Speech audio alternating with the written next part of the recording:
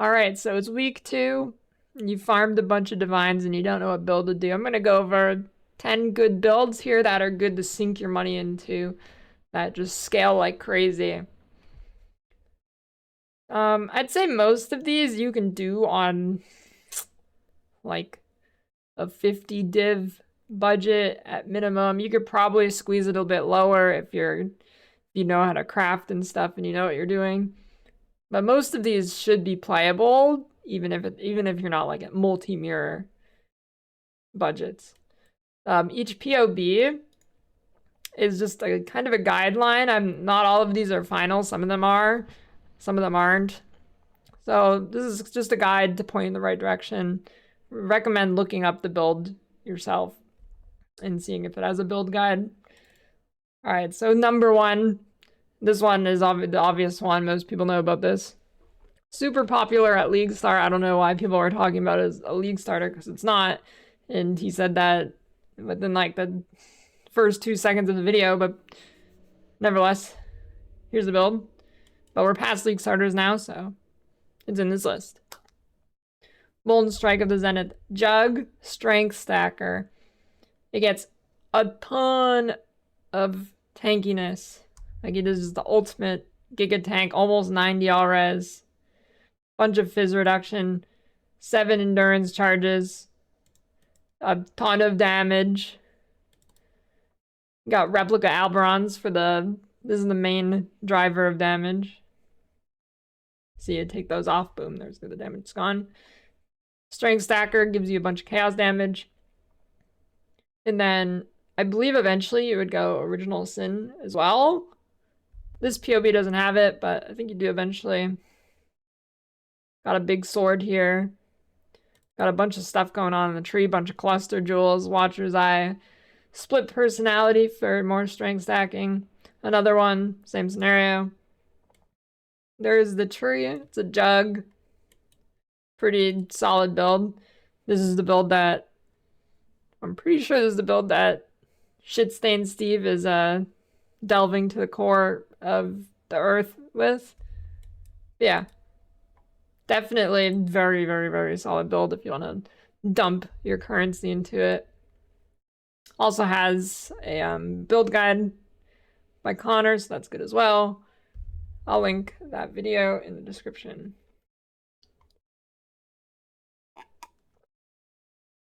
All right.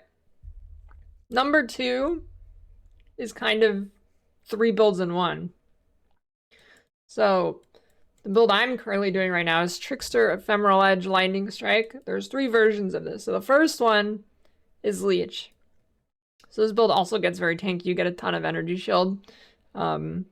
These PoBs are not nearly as fleshed out as the other ones. So these are not super duper expensive ones. I mean, they're still like double-digit divines, but it's nothing like mirror tier upon mirror tier, right?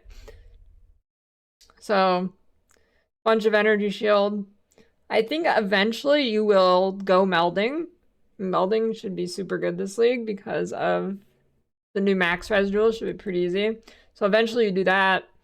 Get like a mage blood and stuff. And basically the build's just trying to stack as much energy shield as you can because that's where your damage comes from. This DPS is not accurate.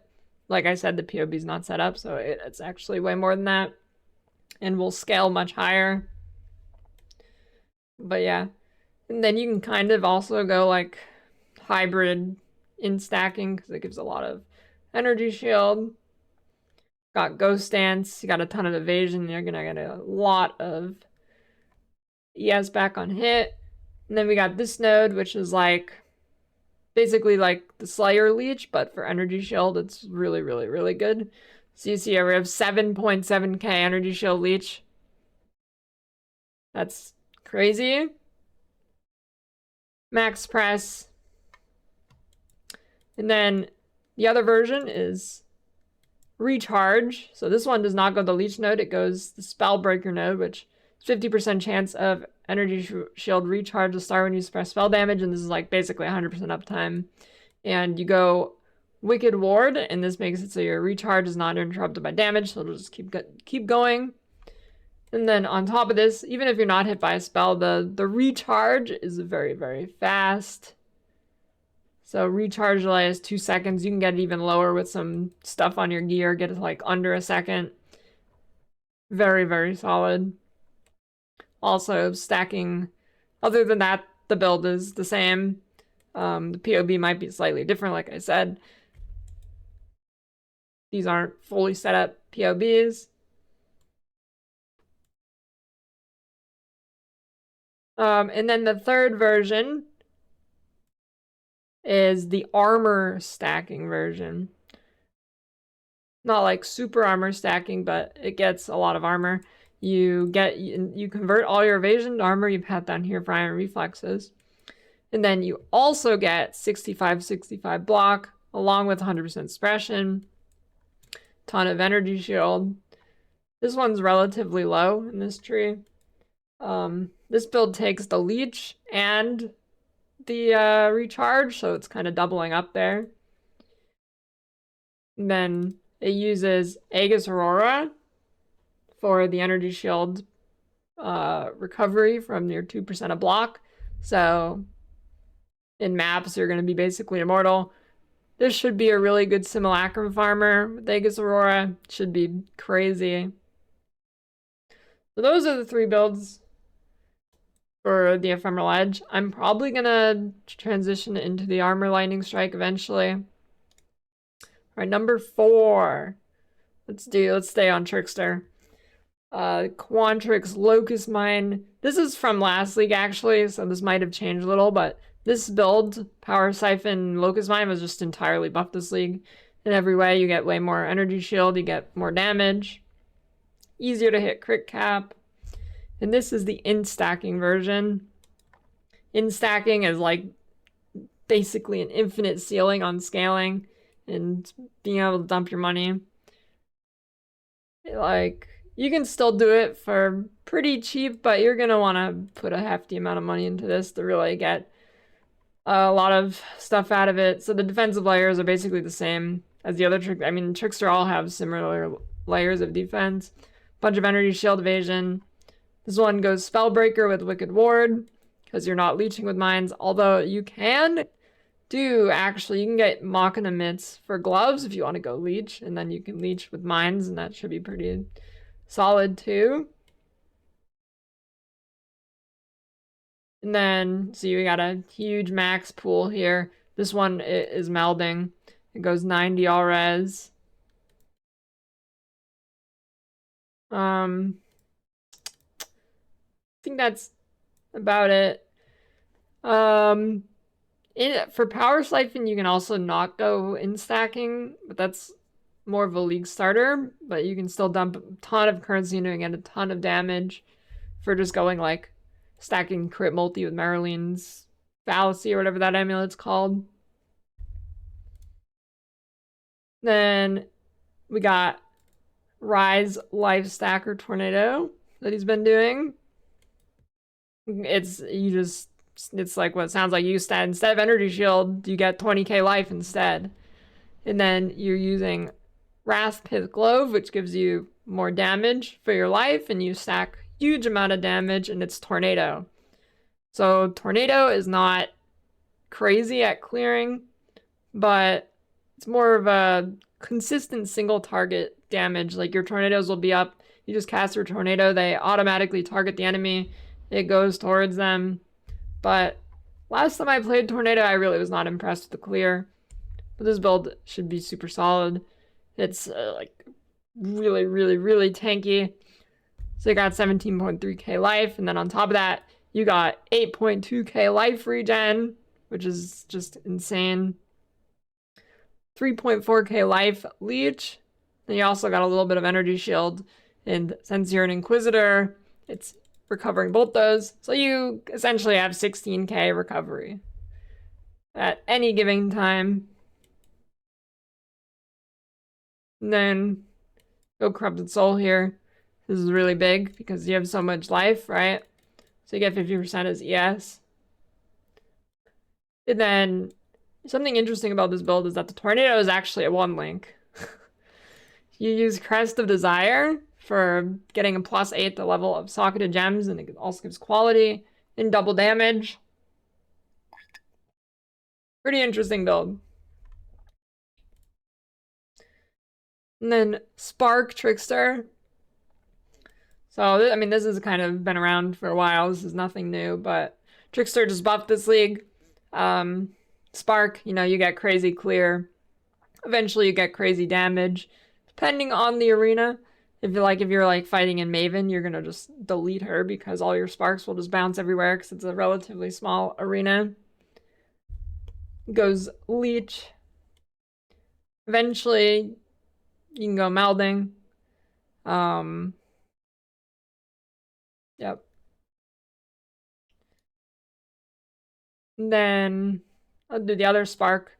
Spark Archmage from Anime Princess. He's the Spark Lord who always does Spark no matter how bad it is. But seems pretty solid this league. You go Widow Hail, and it's just an Archmage Sparkman with a bunch of stuff here. Ravenous Passion's really OP this league for spell damage because I buffed Rage. So now spell damage gets 30% more damage. And then it's also very tanky. It is an Archmage character. It's Hierophant. Hierophant's just very tanky, especially with the Endurance Charge buff. It's going to have good clear. It's going to have good tank. Then we got, let's do the Doryani. Doryani's prototype. Waggle's been doing this. The Kalandra Reflection is back this league, so you can get some crazy minus lightning res rings like this one. This one has minus 81. I think you can go quite a bit lower too. And then that allows you to stack a huge amount of minus lightning res, which gives you way more damage. And then you convert your lightning damage that you take, because this was, since you obviously have minus 166 lightning res. As you can see, the lightning max hit is still pretty high. Still very high. I mean, it's lower than the others. But what you do is you convert the lightning damage you take to other elements. So here the Watcher's Eye gives 20% of cold lightning, taken as fire. You got Dawnbreaker, you're looking for the lightning, taken as fire, max roll there. I believe there is another source of it somewhere. Not sure where. I think you get like 70% lightning as other stuff. And then your armor also applies to lightning, so that's very good.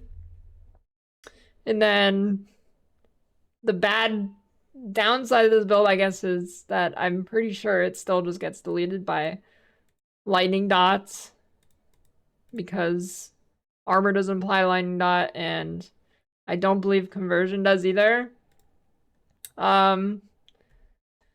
You get endurance charges now, which are buffed, but I still don't think that's enough to survive the lightning dot, but still a very cool build that's pretty buffed this league because of the Kalandra stuff. You can get a minus res Ventur's Gamble too, and that gives mana efficiency now, which is nice for fitting in more auras. Gets press capped, really tanky, pretty good clear.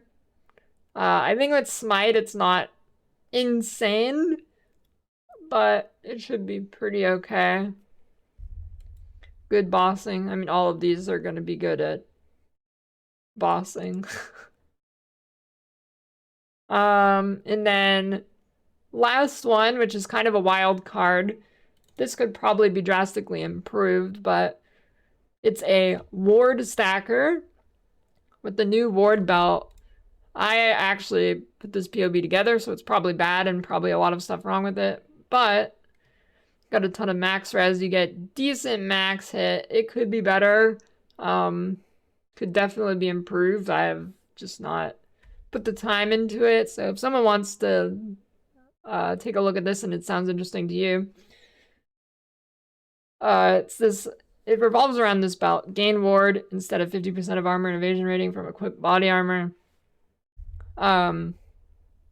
So you just get, this has 8,000 ward. You can go much higher. You can get probably double that really easily.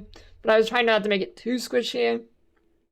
And then it's using dual strike of ambidextry with Vol Rapier, with Chaos Res, Pen, Roll, and then Imperial Claw with some just attack speed, crit chance, chaos damage. Because the way dual strike of ambidextry works, it takes the attack speed of your offhand.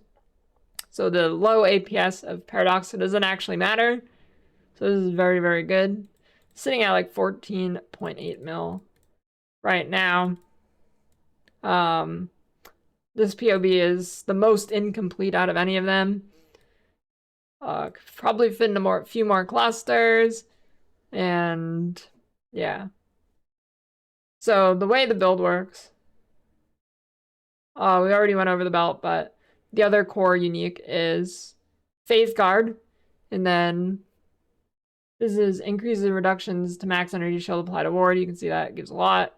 And then the really, really core of the build is Night Grip. Gain added chaos damage equal to 10% of ward. That is just so at like 8,000 ward, that's just 800 flat damage. There you can see all the damage goes away. Boom. And then it makes so 75% of damage bypasses wards. So the ward's not really a huge defensive layer. I mean, it's not terrible, especially in boss fights, but not insane. So I was having problems trying to figure out how to make this build significantly tankier, so I didn't end up rolling it. I was interested, but I don't know if I can make it super tanky because you lose too many unique slots that are really big on defense. But yeah. Should be interesting. I think it's an interesting concept. I might roll some version of this build in softcore later this league. But yeah. Decent clear. I mean, nothing crazy. It's gonna be like a Bone Shatter build, basically. Or dual, I mean, if you've seen Dual Strike, it's not like insane clear. It's not really bad either. And yeah. Those are the builds.